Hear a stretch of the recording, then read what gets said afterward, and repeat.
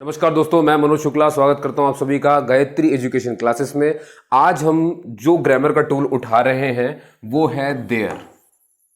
ठीक है, देयर। अब देखिए, देयर के बारे में बड़ी सारी समस्या हो जाती है, कब सिंगुलर कब प्लूरल। तो आपको ये ध्यान रखना है कि इसके बगल में जो वर्ब आती है, अब ये सिंगुलर होगी या ये प्लूरल होगी, ये डिपेंड करता है पूरी तरीके से कि देयर के इस तरफ आपने नाउन या प्रोनाउन लिखा कौन सा है। ठीक है, सपोज करिए कि आपने जो नाउन लिखा वो सिंगुलर है, तो फिर इसकी जो वर्ब होगी वो भी सिंगुलर हो जाएगी। सपोज करिए कि आपने जो नाउन या प्रोनाउन इस तरफ लिखा है वो एक प्लूरल है, तो फिर इसकी वर्ब भी प्लूरल हो जाएगी। बात समझ में आ रही है? यानी कि बीच की वर्ब जो है वो सिंगुलर होगी या प्लूरल होगी, पूरी तरह डिपेंड करता है कि आपने यहाँ इतनी दूर नाउन या प्रोनाउन सिंगुलर रखा तो सिंगुलर, प्लूरल रखा तो प्लूरल हो जाएगा। क्लियर होगी बात? अब इसके बाद ध्यान सुनेंगे, है ना। कलर चेंज कर रहा हूं आपके लिए। ये जो आप यहां पर नाउन प्लूरल लगाते हो, अब होगा क्या कि यहां पर देयर तो लिखा हुआ है, अब आपसे वर्ब वैसे ही पूछा गया है। आपसे पूछा गया है बताइए इज या आर, यानी सिंगुलर होगा या प्लूरल होगा, आपको ये बता के रखना है। तो आपने इधर देखा कि इधर नाउन तो है, लेकिन वो नाउन बाय चांस निकल गया प्लूरल, तो होगा क्या कि अभी तो हमने पढ़ लिया कि नाउन प्लूरल निकल गया तो हमें प्लूरल लगाना है, प्लूरल ही होना चाहिए। लेकिन इनकेस अगर ये प्लूरल नाउन पूरा का पूरा दिखाता है कोई यूनिट, है ना, कोई भी यूनिट हो सकती है। अब यूनिट का मतलब हो सकता है जैसे कि रुपीज हो गया, किलोमीटर्स हो गए, मीटर्स हो गए, माइल्स हो गए। तो जब भी ऐसी चीजें यूनिट बन जाएंगी तो हम उसको सिंगुलर मानेंगे, यानी कि आपका आंसर इस केस में हो जाएगा सिंगुलर। तो ध्यान से देख लीजिए कब सिंगुलर हुआ, जब यहां पे लिखा हुआ प्लूरल नाउन एक यूनिट बन जाएगा। तो अभी क्वेश्चन कराऊंगा मैं आपको। तो दो चीजें याद रखनी है, पहला तो नॉर्मल है, सिंगुलर या प्लूरल, तो उस हिसाब से कर दीजिए। और अगर प्लूरल नाउन आपका यूनिट बन जाए तो फिर आंसर सिंगुलर कर दीजिए, क्योंकि यूनिट का मतलब क्या होता है? वन। तो आंसर भी क्या होगा? इज। क्लियर हो रही बात? बहुत बढ़िया। अब इसके अलावा जो पॉइंट आपको ध्यान रखना वो ये है, सपोज करिए कि ये जो देयर आपका आया, आपसे फिर से बीच में वर्ब पूछा गया है, आपको बताना है इज या आर। मैं बार बार ये लिखता हूं क्योंकि ये सिंपल हो जाता है आपको समझाने के लिए। ठीक है, अब भाई इधर आइए। अब आपने इधर देखा कि यहां पर आ रहे हैं आपके पास पेयर वर्ड्स। पेयर वर्ड्स, अब पेयर वर्ड्स कैसे होते हैं? जिनमें एंड लगा होता है, इधर कुछ लिखा इधर कुछ लिखा, एंड लगा होता है इधर कुछ लिखा इधर लिखा, मतलब जोड़ी से आते हैं। ठीक है, ऐसे जोड़ी से आते हैं। अब एग्जाम्पल ग्रुप में आपने देखा होगा bread and butter, bread and butter, है ना, स्लो एंड स्टडी।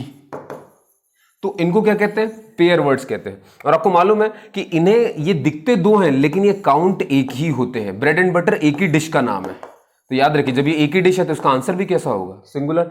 आप स्लो एंड स्टडी, आपने खरगोश और कछुए की कहानी सुनी हुई है, उसमें जो स्लो था वो कछुआ ही था और जो स्टडी यानी निरंतर चलता रहा वो भी कछुआ ही था। तो कछुए कितने थे कहानी में? एक ही था, यानी दोनों बातें एक ही के लिए हैं, मतलब ये एक ही है भैया। तो अगर ये दोनों बात एक ही है, एक ही के लिए है, तो फिर आंसर भी तो सिंगुलर होगा, यानी फिर से आंसर ही हो जाएगा। तो ये होता है पेयर वर्ड्स का मतलब, दो दिखेंगे अलग अलग लेकिन होंगे वो एक के लिए। समझ में आ गई मेरी बात? तो अपन ने तीन चीजें समझ ली कि पेयर वर्ड्स में सिंगुलर हो जाएगा, देयर के मामले में नॉर्मल नाउन प्रोनाउन पर जैसा नाउन है सिंगुलर तो सिंगुलर, प्लूरल है तो प्लूरल, और अगर वो प्लूरल नाउन एक यूनिट की तरह आ जाएगा तो फिर आपका हो जाएगा सिंगुलर। क्लियर है? चलो अब आ जाते हैं फटाफट से अपने क्वेश्चंस पे। तो ये रहा हमारे पास नंबर 1 क्वेश्चन भैया, आपको तुरंत समझ में आ जाएगा दोस्तों। देखिए क्या करना है, देयर इज या आर हमसे पूछा गया और यहां पर पेन लिख दिया गया। अब आपको मालूम है ना कि पेन एक थिंग है, और थिंग है तो ये नाउन है।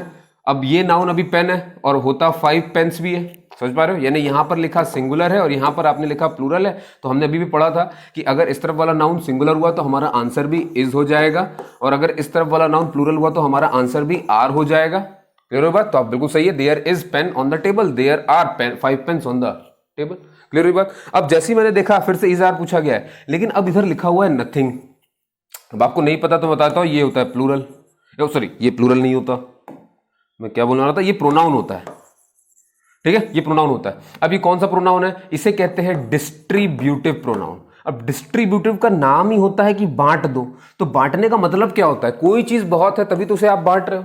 अब कोई चीज बहुत है, इसे ग्रामर के वे में कैसे कहेंगे? कोई चीज बहुत है मतलब प्लूरल है और बांट रहा हूं तो कर रहा हूं सिंगुलर, यानी कि प्लूरैलिटी को आप सिंगुलैरिटी में कन्वर्ट कर रहे हो। और जब आप प्लूरैलिटी को सिंगुलैरिटी में कन्वर्ट करते हो तो इसी को कहते हैं डिस्ट्रीब्यूटिव प्रोनाउन। और इसी के एग्जाम्पल में आता है नथिंग, इसी के एग्जाम्पल में आता है ईच, इसी के एग्जाम्पल में आता है एवरी, और ऐसे बहुत सारे वर्ड।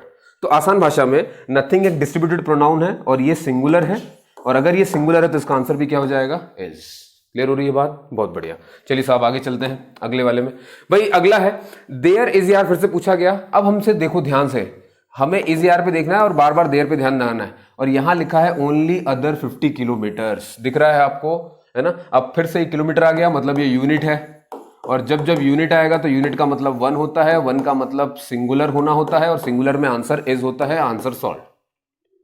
क्लियर होगी बात, बहुत बढ़िया। इसमें देख लो फिर से दिख रहा है 10 रुपीज। अब भैया रुपीज भी तो किसको नापने की यूनिट है, ये INR है, यानी कि इंडियन नेशनल करेंसी को नापने की यूनिट है ये, तो फिर से ये यूनिट ही है, और यूनिट है तो फिर 1 है, और 1 है तो आंसर मेरा इज है। तो सही तरीका बोलने का देयर इज 10 रुपीज टू पे, आर मत बोल दिया क्योंकि 10 लगे आपको ये। फिर भैया there is only another 50 kilometres, ये मत सोचिएगा कि 50 किलोमीटर्स लिखा है तो आप ये लगा दें, तो मैंने बहुत क्लियर कट आपको समझाई है बातें, ठीक है। और देख लीजिए इसमें अगले क्वेश्चन हमारे पास फिर से देयर है, इज आर में से पूछा गया है। अगेन देखो राइस एंड करी, ये एक ही डिश का नाम होता है, ये एक ही डिश है, तो आंसर भी मेरा क्या हो जाएगा यहाँ पे इज। नीचे वाले में देखो ब्रेड एंड बटर, ठीक है, अभी थोड़ी देर पहले ही बताया था मैंने को, ये भी एक ही डिश का नाम होता है, ये भी एक डिश है, तो आंसर मेरा फिर से क्या हो जाएगा इज। तो ये आपने समझा देयर के बारे में। क्लियर है गाइस। तो होप सो आपको ये वीडियो बहुत अच्छी लगी होगी। आपको कोई भी डाउट अगर देयर के बारे में हो तो इसके कमेंट सेक्शन में लिख दीजिए। आपको ये वीडियो कैसी लग रही है मुझे जरूर बताइए। आपने मुझे सुना उसके लिए बहुत बहुत धन्यवाद। जय हिंद, जय भारत।